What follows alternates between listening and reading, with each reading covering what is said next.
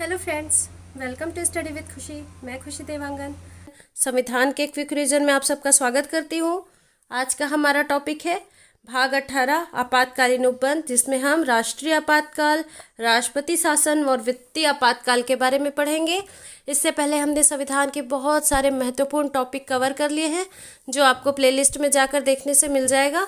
ठीक है, और इसका पीडीएफ भी आपको हमारे टेलीग्राम चैनल पे मिल जाएगा। आप वीडियो को लास्ट तक देखिए, क्योंकि हर फॉर्मेट में आपको इससे क्वेश्चन देखने को मिलेगा। चाहे आप देखिए पीएससी दिलाइए, स्टेट पीसीएस दिलाइए, व्यापम हो गया, एसएससी, रेलवे, सारे एग्जाम में आपको आपातकाल से कोई ना कोई क्वेश्चन देखने को मिलेगा। और वो स्टेटमेंट फॉर्म में भी हो सकता है, वन लाइनर फैक्ट हो सकता है, कॉन्सेप्चुअल क्वेश्चन हो सकता है, कुछ भी हो सकता है।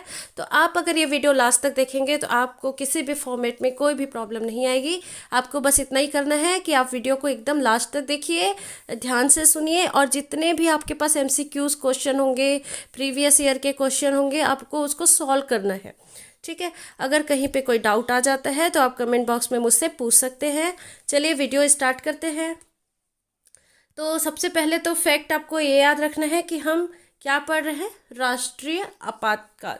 मतलब आपातकालीन उपबंध पढ़ रहे हैं ना। तो आपातकालीन उपबंध कहाँ है, तो भाग 18 में है।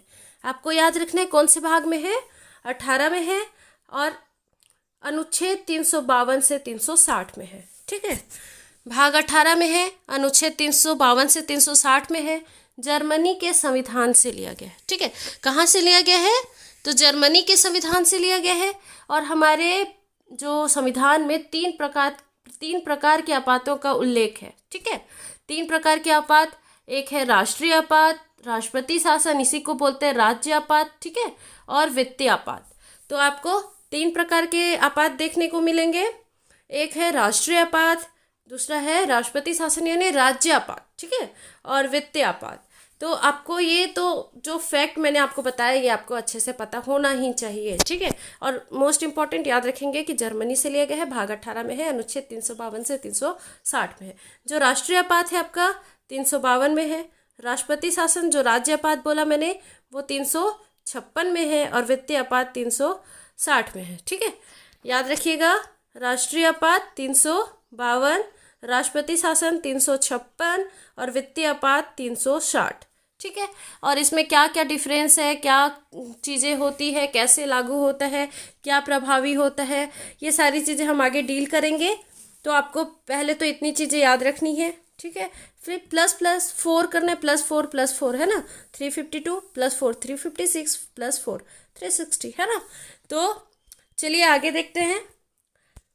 अनुच्छेद 352। ठीक है, अनुच्छेद 352 राष्ट्रीय आपात।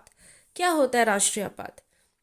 देखिए, हमारा संविधान का जो ढांचा है, संविधान जब गढ़ा गया तो संविधान में संघ को हम पढ़ते हैं ना, भारत एक राज्यों का संघ होगा, तो संघात्मक ढांचा है। लेकिन कभी ऐसी स्थितियां निर्मित हो जाए जिसमें देश की सुरक्षा सर्वोपरि है ना, तो उस कंडीशन में देश का जो संघात्मक ढांचा है उसे हम एकात्मक के रूप में परिवर्तित कर सकते कुछ समय के लिए, परमानेंट नहीं।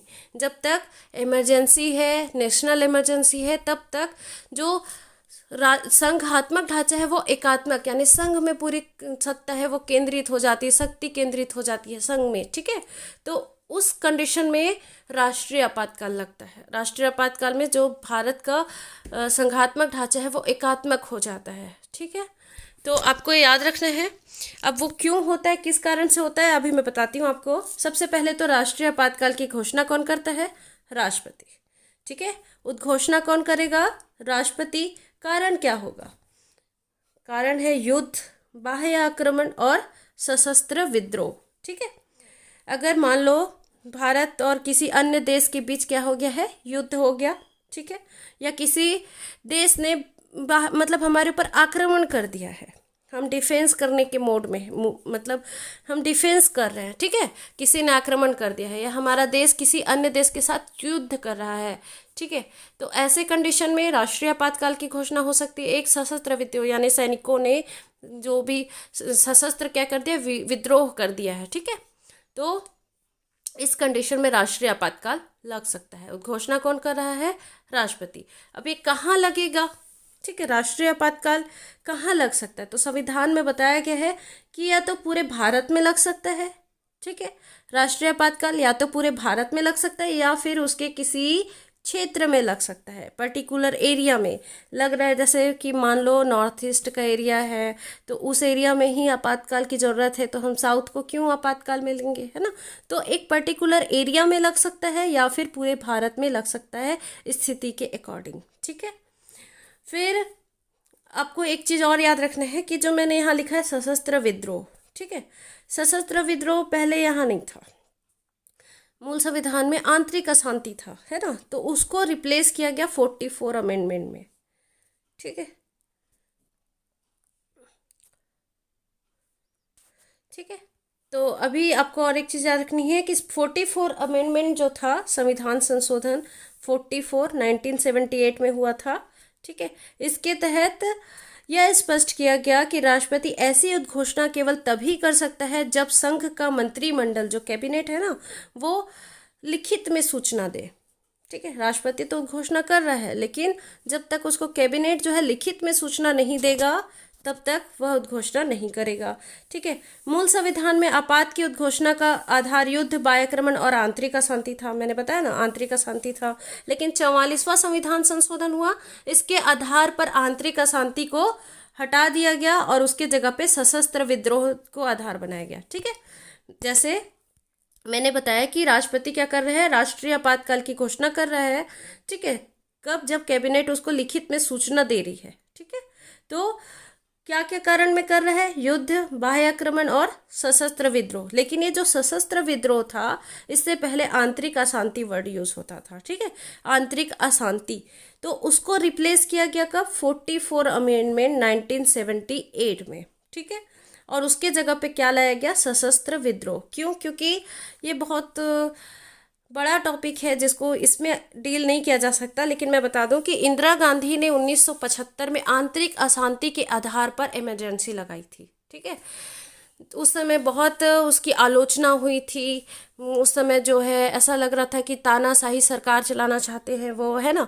तो इसी कारण 44 अमेंडमेंट आया जिसके द्वारा आंतरिक अशांति वर्ड को ही हटा दिया गया, ठीक है, आंतरिक अशांति वर्ड को ही हटा दिया गया और उसके जगह क्या रिप्लेस किया गया, सशस्त्र विद्रोह, ठीक है।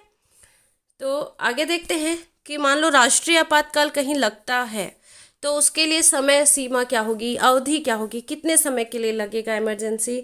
तो जैसे ही उद्घोषणा हुआ, राष्ट्रपति ने उद्घोषणा किया कि इमरजेंसी अब डिक्लेयर कर रहा हूँ मैं, इमरजेंसी है, राष्ट्रीय आपातकाल की घोषणा हो गई, ठीक है। तो संसद के दोनों सदन मतलब लोकसभा और राज्यसभा, दोनों सदन से 1 माह के भीतर, जिस दिन भी घोषणा हुई उसके 1 माह के भीतर विशेष बहुमत से संकल्प पारित कराना आवश्यक है, ठीक है। मान लो राष्ट्रपति ने राष्ट्रीय आपातकाल की घोषणा कर दी, तो जिस दिन घोषणा हुआ उस दिन से लेकर 1 माह के भीतर संसद के दोनों सदन, लोकसभा और राज्यसभा से विशेष बहुमत से पारित होना चाहिए, ठीक है। याद रखेंगे, सिर्फ राष्ट्रीय आपातकाल ही विशेष बहुमत की जरूरत है, राष्ट्रपति शासन और वित्तीय आपातकाल में नहीं, उसमें साधारण बहुमत, ठीक है। वहां होंगी तब भी मैं आपको ये बताऊंगी, लेकिन अभी राष्ट्रीय आपातकाल में क्या है, विशेष बहुमत से पारित होना चाहिए संसद के दोनों सदनों से, और कितने माह के भीतर, 1 माह के भीतर। अगर पारित नहीं होता तो यह स्वमेव रद्द हो जाएगा, समाप्त हो जाएगा, ठीक है। क्या हो जाएगा, मैंने कहा कि 1 माह के भीतर विशेष बहुमत से संसद के दोनों सदनों से पारित होना अनिवार्य है। मान लीजिए राष्ट्रपति ने आपातकाल की घोषणा की, ठीक है, और 1 महीने के भीतर पारित नहीं हो पाया, तो वह आपातकाल की जो घोषणा थी वह स्वमेव समाप्त हो जाएगी, सिर्फ 1 महीने का जीवन काल होगा उसका, ठीक है। लेकिन अगर संसद के दोनों सदनों से बहुमत से पारित हो गया, विशेष बहुमत से, तो विशेष बहुमत से पारित होने के बाद कब तक रहेगा, तो 6 महीने तक होगा, ठीक है। 6 महीने तक एक बार पारित होने के बाद। देखिए, सबसे पहले बात तो मैं आपको ये बता दूं कि राष्ट्रीय आपातकाल के लिए कोई समय अवधि निर्धारित नहीं है, अनिश्चित काल के लिए लगाया जा सकता है, क्योंकि हमें ये नहीं पता होता कि युद्ध हो रहा है तो वो कितने दिन तक चलेगा, कोई बाह्य आक्रमण हो रहा है या सशस्त्र विद्रोह हो रहा है तो कितने दिन तक चलेगा। इसलिए संविधान में ऐसा प्रावधान है कि इसकी कोई मतलब अनिश्चित काल तक के लिए लगाया जा सकता है, जब तक ये सारी चीज़ें समाप्त ना हो जाए, शांत ना हो जाए, है ना। तो यहाँ पर आपको ये जो 6 माह दिख रहा है उसको कैसे याद रखना है मैं बता रही हूँ, ठीक है।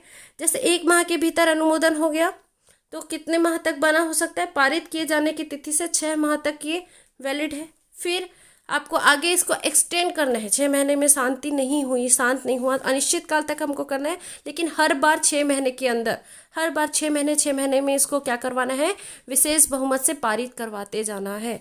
ऐसा 6 महीने बार बार 6 महीना मतलब पारित करवा करवा कर हम इसको अनिश्चित काल के लिए बढ़ा सकते हैं, जब तक कि जो हालात हैं वो काबू में नहीं आ जाते, ठीक है। आया बात समझ में। तो संसद के दोनों सदनों से 1 माह के भीतर विशेष बहुमत द्वारा संकल्प पारित, और जब इसको अनिश्चित काल तक के लिए बढ़ाना है तो हर 6 माह में इसकी वही विशेष बहुमत से इसको पारित करवाना आवश्यक है, अनिवार्य है, ठीक है। एक बार में 6 माह, ओके। चलिए आगे देखते हैं उद्घोषणा की समाप्ति कैसे होती है। तो 3 तरह से समाप्त हो सकता है। मान लो राष्ट्रीय आपातकाल लागू हो गया तो यह कैसे समाप्त हो सकता है, 3 तरह से। जैसे निर्धारित समय सीमा के भीतर संसद के दोनों सदन जो विशेष बहुमत से उद्घोषणा का अनुमोदन या काल विस्तार नहीं करते तो वह स्वतः समाप्त हो जाएगा। मैंने अभी बताया ना कि जैसे ही राष्ट्रपति राष्ट्रीय आपातकाल की उद्घोषणा करता है तो 1 माह के भीतर संसद के दोनों सदनों से विशेष बहुमत से पारित होना चाहिए। अगर मान लो वह पारित नहीं हो पाता तो अपने आप रद्द हो जाएगा, ठीक है। दूसरा क्या बताया, जिस दिन से पारित हुआ उसके 6 महीने के भीतर, 6 महीने तक वो है, ठीक है। और आगे एक्सटेंड करना है तो फिर से पारित करवाना आवश्यक है विशेष बहुमत से। अगर 6 महीना हो गया कंप्लीट और पारित नहीं हुआ तो फिर वह स्वतः समाप्त हो जाएगा, ठीक है। तो ये कंडीशन पहली हो गई। दूसरा, राष्ट्रपति जब चाहे अपनी उद्घोषणा को वापस ले सकता है, ठीक है। और अगर वो उद्घोषणा को वापस लेना चाहता है, मतलब राष्ट्रीय आपातकाल को हटाना चाहता है राष्ट्रपति, तो उसके लिए संसद से अनुमोदन की आवश्यकता नहीं है, ठीक है। एक में तो लागू रखना चाहते हैं लेकिन पारित नहीं हुआ इसलिए स्वतः समाप्त हो रहा है ना। लागू रखना चाहते हैं लेकिन वह विशेष बहुमत से निर्धारित समय सीमा के भीतर पारित नहीं हुआ है इसलिए समाप्त हो रहा है। सेकंड में क्या हो रहा है कि राष्ट्रपति स्वयं चाहे तो वापस ले सकता है, इसके लिए कोई अनुमोदन की आवश्यकता नहीं है संसद से, ठीक है। तीसरा कंडीशन क्या है, यदि लोकसभा अपनी कुल संख्या के कम से कम 1/10 सदस्यों के हस्ताक्षर द्वारा राष्ट्रपति को यह सूचित करती है कि उद्घोषणा को वापस ले लिया जाए, ठीक है। मान लो राष्ट्रपति को कितने लोग, लोकसभा के जो कुल संख्या है ना, तत्कालीन उस समय जितने भी संख्या होगी, कुल संख्या का 1/10 सदस्य, जैसे 500 है तो 500 के 1/10 क्या होगा, 50, है ना। तो उतने सदस्य हस्ताक्षर द्वारा राष्ट्रपति को सूचित करते हैं कि आप उद्घोषणा को वापस ले ले, तो ऐसी सूचना के 14 दिन के भीतर लोकसभा की विशेष बैठक होगी, ठीक है। जैसे ही राष्ट्रपति को ऐसा सूचना मिलेगा तो लोकसभा की विशेष बैठक होगी, कितने दिन के भीतर, 14 दिन के भीतर। और इस बैठक में साधारण बहुमत से आपात की उद्घोषणा को वापस लेने का संकल्प पारित हो जाता है तो उद्घोषणा समाप्त हो जाएगी, ठीक है। देखिए, लागू करने के लिए तो विशेष बहुमत चाहिए, अगर हमको राष्ट्रीय आपातकाल लागू करना है तो विशेष बहुमत चाहिए, लेकिन समाप्त करना है तो साधारण बहुमत से समाप्त किया जा सकता है, ठीक है। इतना डिफरेंस याद रखेंगे आपको। अब देखिए, राष्ट्रीय आपातकाल अगर लग जाता है ना, राष्ट्रीय आपातकाल घोषणा हो जाती है तो क्या क्या प्रभाव होगा। सबसे पहले देखते हैं कार्यपालिका पर क्या प्रभाव पड़ेगा। तो कार्यपालिका पर क्या प्रभाव पड़ेगा, राज्य सरकार को, देखो, राज्य सरकार को केंद्र सरकार के निर्देशों के तहत शासन चलाना होता है।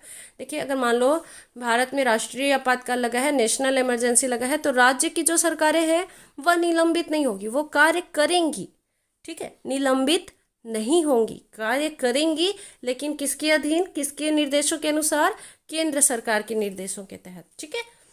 विधायिका पर क्या प्रभाव पड़ेगा, विधायिका भी निलंबित नहीं होंगी, विधायिका भी कार्य करेगी, राज्य की विधायिका भी कार्य करेगी, लेकिन संसद जो है वह राज्य सूची के किसी भी विषय पर कानून बना सकती है, ठीक है।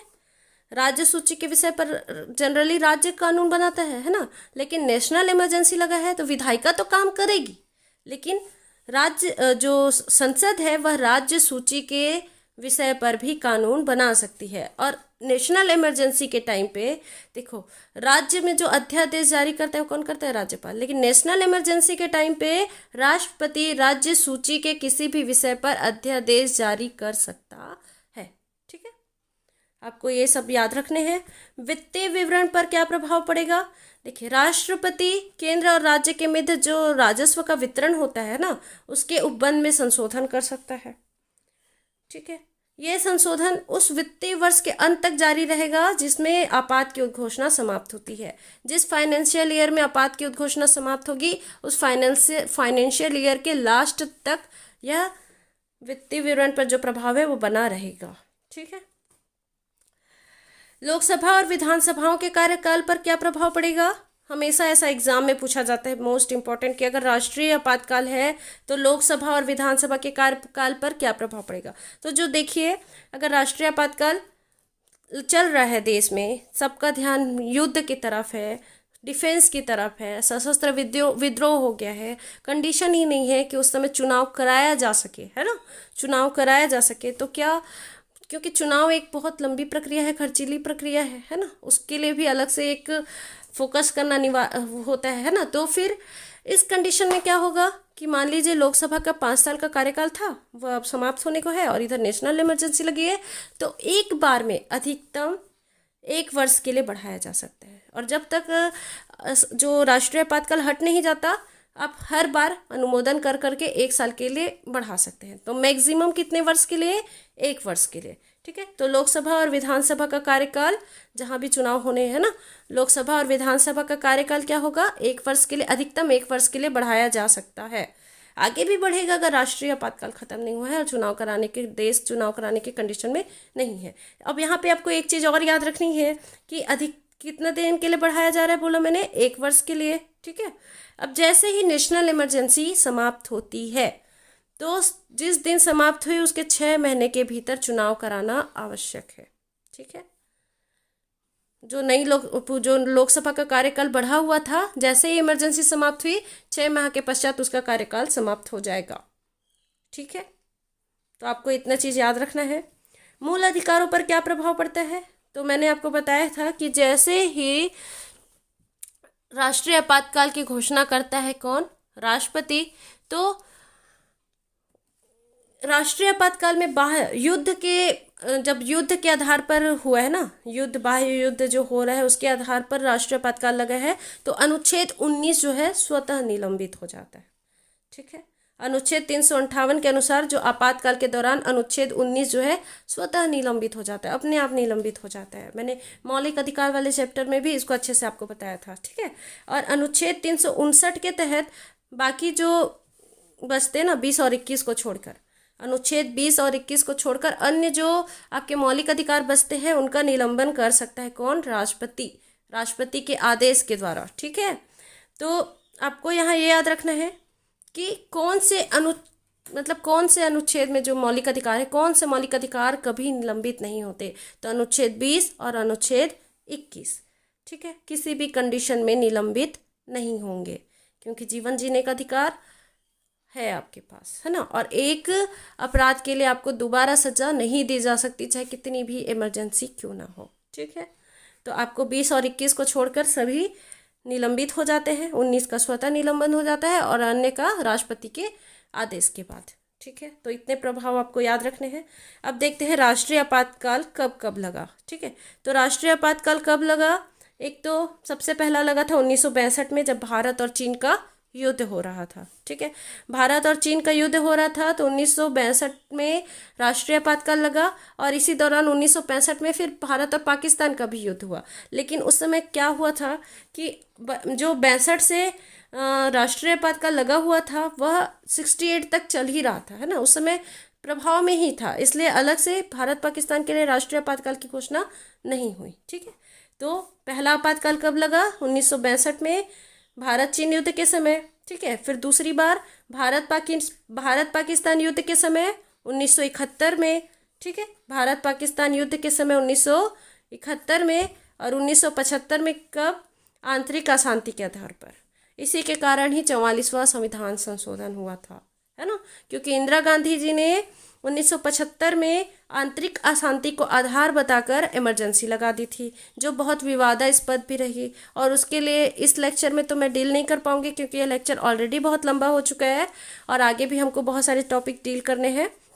इसके लिए अलग से सेपरेट वीडियो होगा, ठीक है। मैं ज़्यादा नहीं कहना चाहूँगी, पर इसकी इतनी आलोचना हुई थी कि 44वां संविधान संशोधन मोरारजी देसाई के कार्यकाल में हुआ 1978 में, और वहाँ से आपको आंतरिक अशांति जो आधार था उसको हटाकर क्या किया गया, सशस्त्र विद्रोह को आधार बनाया गया, ठीक है। तो यहाँ तक आपको याद रखना है राष्ट्रीय आपातकाल के बारे में। चलिए अब देखते हैं राज्य आपातकाल। राज्य आपातकाल या राष्ट्रपति शासन, इसी को ही राष्ट्रपति शासन भी बोलते हैं, राज्य आपातकाल भी बोलते हैं, ठीक है। तो इसका अनुच्छेद क्या है, अनुच्छेद 356, और ये किस आधार पर लगाया जाता है, तो इसका आधार है संवैधानिक तंत्र, यानी राज्य का जो संवैधानिक तंत्र है उसका विफल हो जाना, ठीक है। किसका, राज्य के संवैधानिक तंत्र का विफल हो जाने पर, मान लीजिए कहीं पे चुनाव हुआ, किसी भी पार्टी को स्पष्ट बहुमत नहीं मिला, तो वहाँ पे मुख्यमंत्री का चुनाव नहीं हो पा रहा है, ठीक है। मुख्यमंत्री का जो नियुक्ति है वह नहीं हो पा रहा है, तो इस कंडीशन में लगेगा।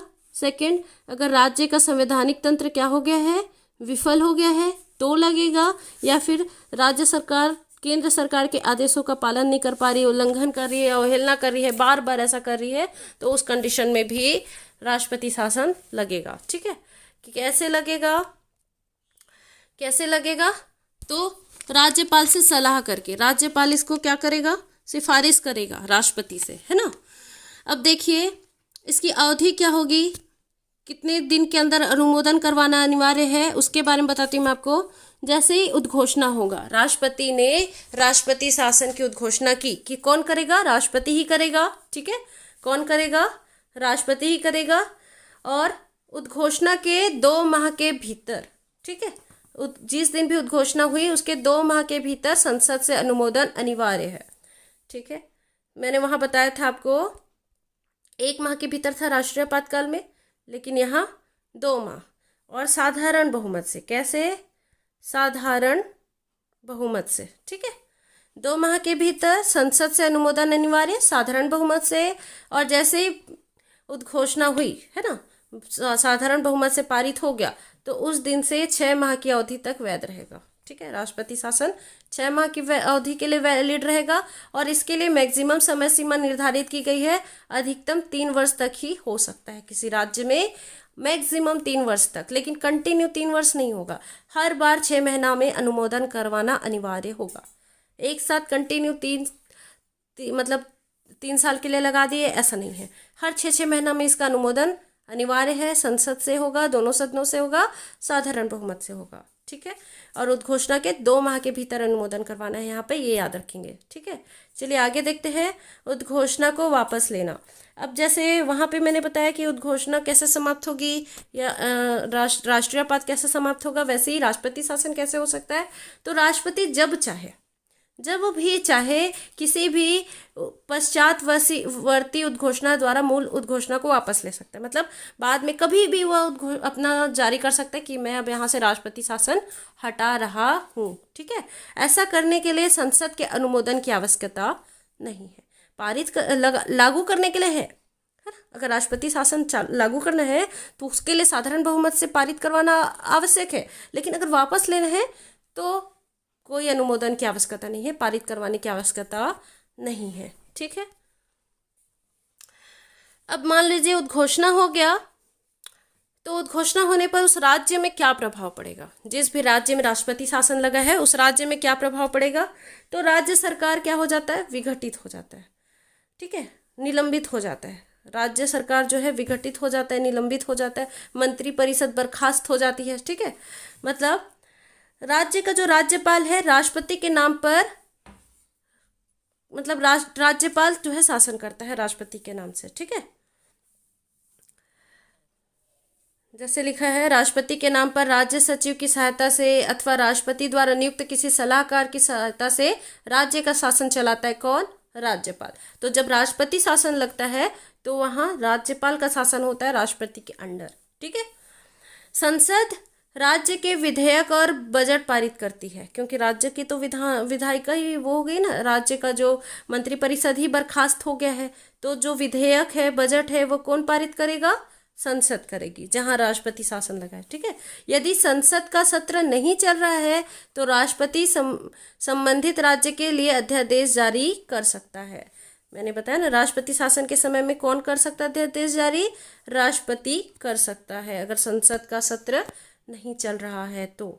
ठीक है, आगे देखते हैं वित्तीय आपात। वित्तीय आपातकाल अनुच्छेद 360 में है।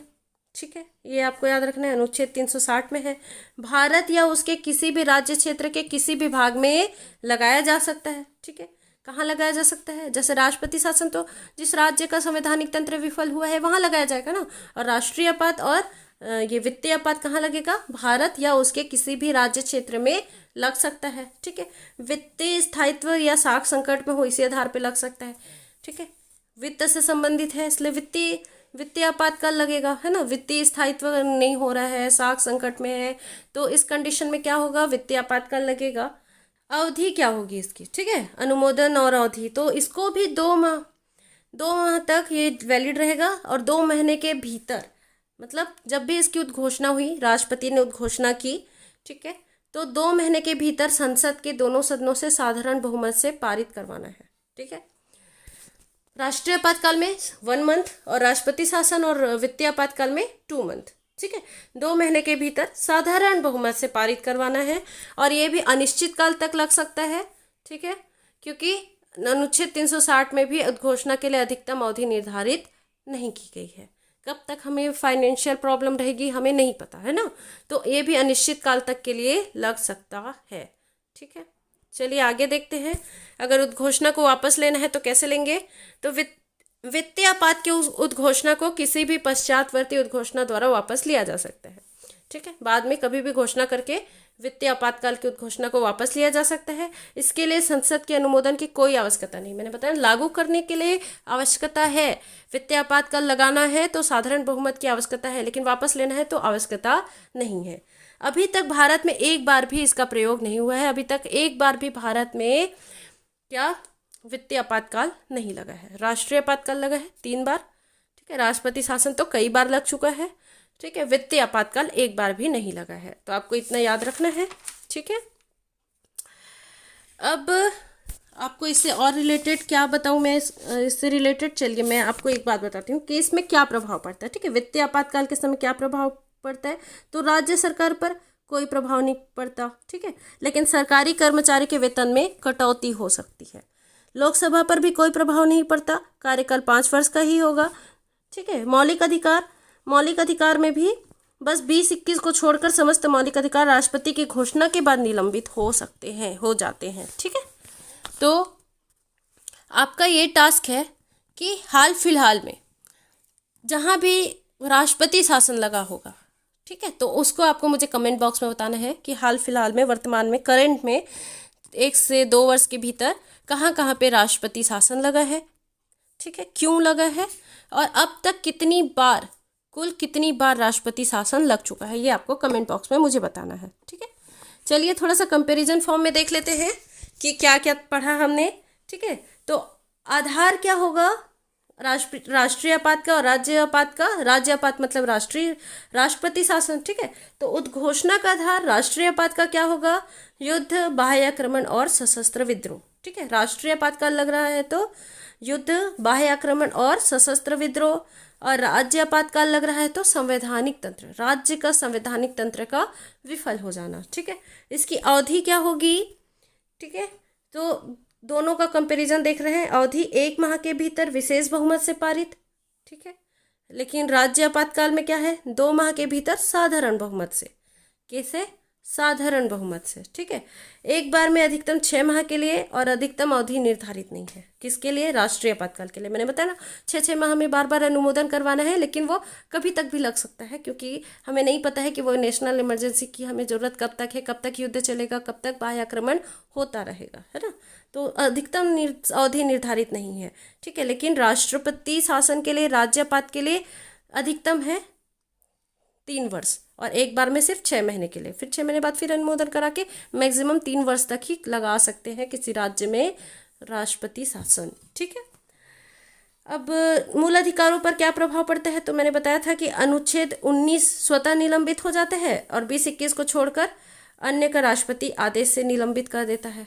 ठीक है, लेकिन जब राष्ट्रपति शासन लगता है तो मूल अधिकारों पर कोई प्रभाव नहीं पड़ता। राष्ट्रपति शासन के कंडीशन में राज्य में लग रहा है, इसलिए मूल अधिकारों पर कोई प्रभाव नहीं पड़ता, वो वैसे के वैसे बने होते हैं। ठीक है। राज्य की कार्यपालिका पर क्या प्रभाव पड़ता है, तो जो संघ की कार्यपालिका है, राज्य की कार्यपालिका को किसी भी विषय पर निर्देश दे सकती है राष्ट्रीय आपातकाल में। ठीक है। जो संघ मतलब राज्य की जो कार्यपालिका है वो संघ के निर्देश के अनुसार चलेगी।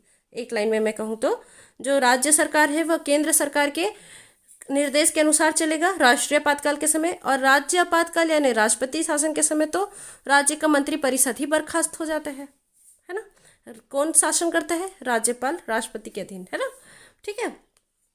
तो राज्य की विधायिका पर क्या प्रभाव पड़ता है, तो देखिए राज्य की विधायिका बनी रहती है राष्ट्रीय आपातकाल के दौरान। ठीक है। लेकिन संसद जो है राज्य सूची के किसी भी विषय पर कानून बना सकती है, और राष्ट्रपति भी राज्य सूची के विषय पर अध्यादेश जारी कर सकता है। ठीक है। और राष्ट्रपति शासन में राज्य आपात में विधायिका निलंबित हो जाती है। ठीक है। तो ये थोड़ा सा मेजर डिफरेंस है, उसको आपको याद रखना है। अब देखिए आपातकाल से संबंधित आपसे क्या क्या क्वेश्चन पूछे जाते हैं परीक्षा में, उसके बारे में आपको बताती हूँ कि देखिए अनुच्छेद 352 के तहत जो राष्ट्रीय आपातकाल की उद्घोषणा होती है, और अनुच्छेद 356 के तहत राष्ट्रपति शासन की जो उद्घोषणा होती है, उसका सीमित आधारों पर न्यायिक पुनर्विलोकन संभव है। न्यायिक पुनर्विलोकन मतलब न्यायालय समीक्षा कर सकती है कि जो आधार पर इन्होंने नेशनल इमरजेंसी लगाई है या फिर राष्ट्रपति शासन लगाया है वो सही है या नहीं है। ठीक है। अगर सही है तो ठीक है, कंटिन्यू रहेगा, और अगर सही नहीं है तो उसको न्यायालय हस्तक्षेप कर सकती है। ठीक है। न्यायिक पुनर्विलोकन संभव है, आपको ये याद रखना है। ठीक है। अनुच्छेद 356 का संबंधित राज्य के उच्च न्यायालय पर कोई प्रभाव नहीं पड़ता। विधायिका और कार्यपालिका निलंबित होती है, लेकिन उच्च न्यायालय पर इसका कोई प्रभाव नहीं पड़ता, क्योंकि हमने न्यायालय वाले चैप्टर में पढ़ा था कि ये स्वतंत्र इकाई है, कार्यपालिका से स्वतंत्र है ना। ठीक है। राष्ट्रपति शासन सर्वप्रथम कहाँ लगा था, बार बार पूछता है, तो पेप्सू प्रांत में लगा था, जिसको अभी वर्तमान में पंजाब कहते हैं। भारत में अभी तक कभी भी वित्तीय आपात नहीं लगा है। ठीक है। आई होप आपको इतनी चीज़ें समझ में आई होंगी, और अगर इससे कोई भी डाउट हो रहा है या कोई चैप्टर में जो बताना भूल गई होंगी और आपको उससे रिलेटेड कोई डाउट है तो आप मुझे कमेंट बॉक्स में पूछ सकते हैं, क्योंकि मैंने मैक्सिमम सारी चीज़ें कवर करवा दी है। और जब डिटेल से हम इसके बारे में और पढ़ेंगे, कॉन्स्टी का जो डिटेल सीरीज़ आएगा उसमें मैं आपको हर टॉपिक को बहुत अच्छे से एक्सप्लेन करके बताऊंगी। इस चैनल पर बने रहिए, ऐसे यूज़फुल वीडियो आपको हमेशा प्रोवाइड होते रहेंगे। अपने दोस्तों तक शेयर कीजिए ताकि मैं और मोटिवेट हो सकूं आप लोगों के लिए ऐसे वीडियोस बनाने के लिए। और आप कमेंट बॉक्स में बताइए कि आपको कौन से सब्जेक्ट पे, कौन से टॉपिक पे कन्फ्यूज़न क्रिएट होता है, मैं आप लोगों के लिए वो प्रोवाइड कराऊंगी, वीडियो बनाऊंगी, और स्टडी मटेरियल भी अपने टेलीग्राम चैनल पर दे दूंगी। टेलीग्राम चैनल का लिंक मैंने डिस्क्रिप्शन बॉक्स में दे दिया है, स्टडी विद खुशी अगर आप सर्च करेंगे तो वहाँ से भी आपको मिल जाएगा। Thank you.